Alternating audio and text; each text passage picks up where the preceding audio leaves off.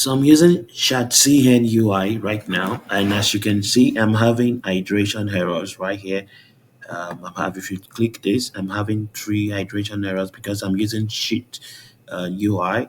So if you go into my code right here, I'm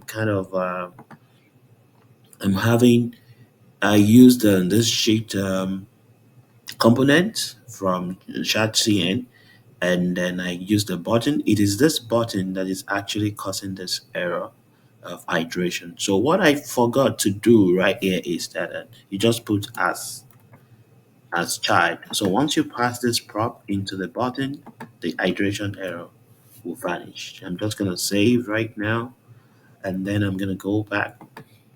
As you can see, the hydration error has vanished, and this is the button that is causing it. So once I click this button, the sheet works. So that is basically how you can save yourself this choice of hydration error.